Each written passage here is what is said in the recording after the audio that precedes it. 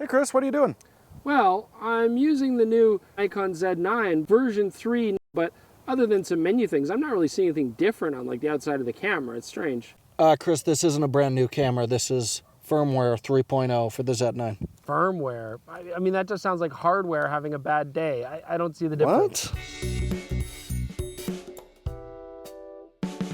Welcome back, DPReview TV viewers. It's Chris Nichols here. And it's Jordan Drake here. And today we are talking about the exciting new version 3.0 firmware. Jordan has now educated me what that is for the Nikon Z9. And it is available for all of you to download today. Go get it now! Well, let's talk about it first. So the first feature on our list is a stills feature on the Nikon Z9. Now, previously you could shoot 30 frames per second full res JPEG, or you could shoot 120 frames per second at 11 megapixels, quite a reduction. But now they've given us a middle ground. Firmware gives you 60 frames per second with 19 megapixels DX crop mode, but can still be handy if you want that middle ground for sports and wildlife. Yeah, that might be fine for photographers like you, but videographers like me get the real treat. This is now going to offer you a high-res digital zoom. It goes up to a 2x zoom, and it's still full 4K. Oh my God. What a great feature. How are they able to do it? Well, when you start the zoom, it's using the 8K area of the sensor, and it crops in to a Super 35 area, which, because it's a 42 megapixel sensor, is still enough for full 4K. You can customize either a control ring to control that zoom, and it's going to give you that kind of mechanical zoom look and feel while you're adjusting it, or you can customize 2 custom buttons, and that'll let you set the zoom speed, so it'll do a consistent zoom at slow, medium, or high. This is awesome. It's zoom time, baby. You know what, Jordan? We're both wrong. Impossible. No, it's true. The best feature on the firmware 3.0 now is the fact that you can finally customize your autofocusing box. I have been asking Nikon knows how many years, just got so many years, and they finally do something about it. You can now customize the white autofocusing box to red, which, I mean, we're always shooting here in concrete or the snow. You couldn't see that white box. Finally, now we get red. It still goes green when it actually focuses, which is a little hard to see in grass and trees, but, it's an improvement. I'll take what I can get from those Nikon. Wow, I just don't think that's such a big deal. It's a, you don't care about my hopes and dreams. You never do. Look, I mean, take this. Get off me. Can I continue? Fine. Now, there's a bunch of other stuff for us lucky videographers.